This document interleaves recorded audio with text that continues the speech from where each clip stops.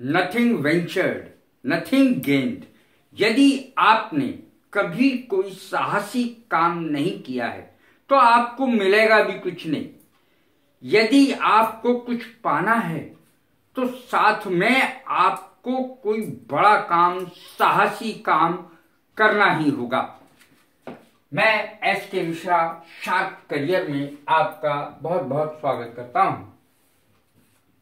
मैंने आज जो शब्द लिया है वो मुझसे बहुत दिनों से मांग की जा रही थी कि इस शब्द पर जरूर बताइए। क्लेम। क्लेम शब्द के साथ मैंने और भी शब्द ले लिए हैं।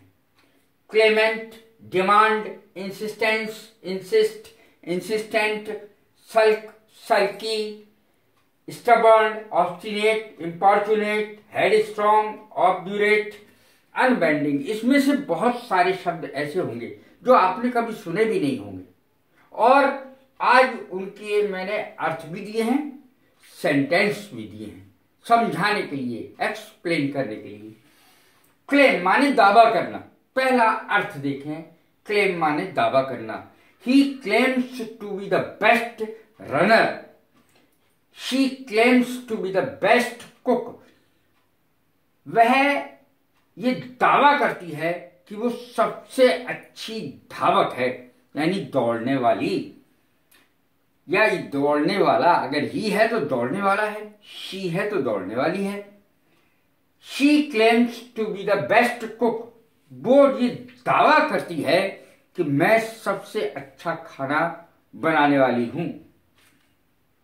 अधिकार के रूप में मांग करना। You must claim your money back. यदि कोई चीज खराब निकल आई है तो आपको क्लेम करना चाहिए, अर्थात अधिकार के रूप में मांगना चाहिए पैसे वापस। You must claim your money back. अब देखें दावेदारी करना। Does anyone claim this book. क्या इस किताब का कोई दावेदार है? क्या इस किताब का कोई दावेदार है? Does anyone claim this pen. क्या इस कलम का कोई दावेदार है? क्या दावेदारी कर रहा है इस पर कोई? यानी किसकी किताब है, ये मतलब है। मुआवजे की मांग करना। मुआवजा। The victim of accident made claims for damages. जो नुकसान हुआ, डैमेजेस, नुकसान। The victim of accident, accident का जिसका एक्सीडेंट हुआ है, जो जिसके कारण उसको काफी नुकसान हुआ है एक्सीडेंट के कारण, वो विक्टिम शिकार है। द विक्टिम ऑफ एक्सीडेंट, शिकार, एक्सीडेंट का, दुर्घटना का जो शिकार है, मेड क्लेम्स फॉर डैमेजेस। उसने मुआवजे की मांग की है, उसके नुकसान की, कि भरपाई की जाए, उसके नुकसान जो हुआ है एक्सीडेंट में उसकी भरपाई की जाए। जोर देकर कहना भी इसका अर्थ है। She made claims that she was the best cook. उसने ये दावा किया, जोर देकर के कहा, that she was the best cook, कि वो सबसे अच्छी खाना बनाने वाली थी। क्लेमेंट, दावेदार। स्पेलिंग जरूर देख ले, CLAIMANT, क्लेमेंट, दावेदार। He is a claimant to the throne. वह सिंहासन का दावेदार है। He is a claimant to the throne. Throne माने सिंहासन। He is a claimant, claimant माने दावेदार यानी अधिकारी। He is a claimant to the throne. वह सिंहासन का अधिकारी है। अगला शब्द डिमांड। डिमांड माने भी मांग करना है। मांग। Every demand of a child should not be fulfilled. प्रत्येक मांग जो एक छोटा बच्चा करता है उसको कभी पूरा नहीं करना चाहिए। प्रत्येक मांग को पूरा नहीं करना चाहिए। Every demand of a child should not be fulfilled. पूरा नहीं करना चाहिए, बच्चे की हर मांग को पूरा नहीं करना चाहिए, हर जिद को पूरा नहीं करना चाहिए। इंसिस्टेंस, आग्रह, आग्रह करना, जिद करना। जिद करने की अंग्रेजी जरूर देख लेना, क्योंकि बच्चे अक्सर जिद करते हैं लेकिन हमें उसकी अंग्रेजी नहीं आती। शब्द है असलियत में इंसिस्ट, और इंसिस्ट के साथ ऑन आता है। इंसिस्ट शब्द के साथ ऑन आता है, मैं अभी बताऊंगा। इंसिस्टेंस को पहले देख लें। INSISTENCE, आग्रह। She went to see the doctor at her husband's insistence, अपने पति के आग्रह पर। At her husband's insistence, अपने पति के आग्रह करने पर, जिद करने पर। She went to see the doctor, doctor के पास वो गई। Insist, जिद करना। She insisted on coming with me, उसने जिद की। The child insisted on coming with me, मेरे साथ बच्चे ने आने की जिद की। उसने मेरे साथ आने की जिद की। बच्चे तो जिद करते ही हैं, इसलिए बच्चे के साथ ज्यादा अच्छा लगेगा। The child insisted on coming with me, जो बाहर जाएगा बच्चे उसके साथ बाहर जाना चाहते हैं। The child insisted on going with me, मेरे साथ जाने की बच्चे ने जिद की। Insistent, जिद्दी।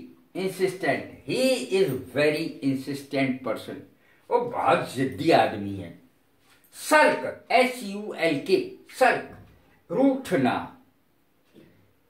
The child is sulking because his mother did not give ice cream, बच्चा रूठ गया। The child is sulking, रूठ रहा है। The child is sulking, रूठ रहा है। Because, क्योंकि his mother, उसकी माँ ने did not give ice cream to him, उसको आइसक्रीम दी नहीं खाने को। तो बच्चे इतना पसंद करते हैं आइसक्रीम को, उन्हें नहीं दो वो तो रूठेंगे ही। The child is sulking because his mother did not give him ice cream. सल्की, सल्की माने रूठा हुआ। She is a sulky girl, वह एक रूठी हुई लड़की है। The child is sulky, the child is getting sulky, अर्थात बच्चा रूठ रहा है, या she is a sulky girl, वह रूठने वाली लड़की है, रूठी हुई लड़की है। Stubborn, हठीला अड़ियल।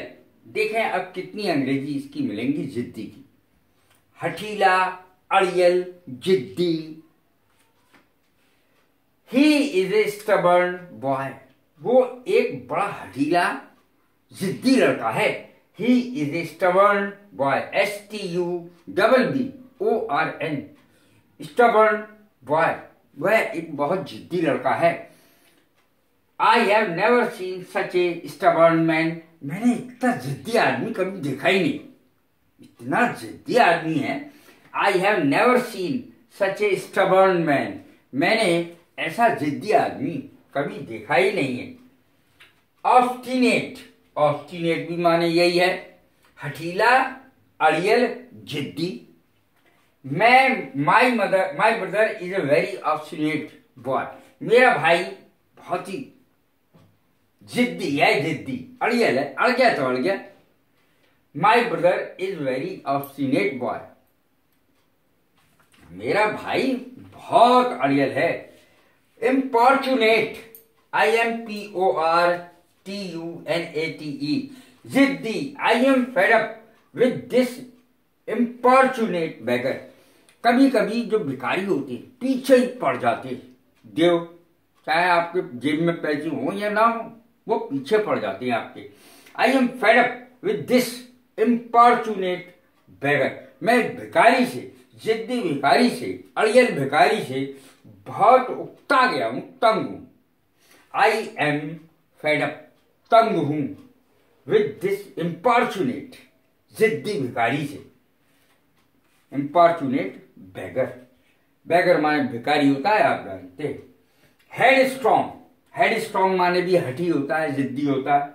He was a headstrong king, वो राजा बहुत हठी था, जो ठान लेता था, ठान लेता था। He was a headstrong king. ऐसे ही हिटलर था, Hitler was a headstrong king. अब देखें obdurate, my grandfather is an obdurate person. मेरे दादाजी, कभी कभी बूढ़े आदमी जिद पकड़ लेते हैं। My grandfather is an obdurate person, मेरे दादाजी बहुत जिद्दी व्यक्ति हैं, हठीले व्यक्ति हैं, हट पे अड़ गए तो अड़ गए। अब देखें अगला और लास्ट, अनबेंडिंग, ना झुकने वाला, अनबेंडिंग, हठीला, जिद्दी, अड़ियल। The workers had to call off the strike, अगर मालिक नहीं झुके तो फैक्ट्री के जो कर्मचारी हैं उन्हें तो अपनी हड़ताल समाप्ति करनी पड़ेगी। The workers had to call off, call off माने रद्द करना, वर्कर्स को, कर्मचारियों को अपनी हड़ताल रद्द करनी पड़ी। The strike because of unbending attitude of authorities, अर्थात जो मालिक लोग थे उनका अनबेंडिंग, अड़ियल रवैये के कारण, अड़ियल दृष्टिकोण के कारण वर्कर्स को, यानी जो उसमें काम करने वाले कर्मचारी हैं, उनको अपनी हड़ताल वापस लेनी पड़ी। तो कैसी लगी ये मेरी वीडियो? क्लेम और क्लेमेंट, डिमांड, इंसिस्टेंस, इंसिस्टेंट, बहुत सारे शब्द हैं, 18 हैं। तो इस प्रकार से 18 वर्ड्स वाली ये वीडियो, और ज्यादातर इसमें दावा, मांग, जिद, इस प्रकार के शब्दों की अंग्रेजी ली गई है। आपको इससे अपना ज्ञान बढ़ाने में बड़ी मदद मिलेगी, अंग्रेजी बोलने में बहुत मदद मिलेगी। कैसी लगी ये मेरी वीडियो? लाइक करें, शेयर करें, सब्सक्राइब करें। God bless you. Thank you.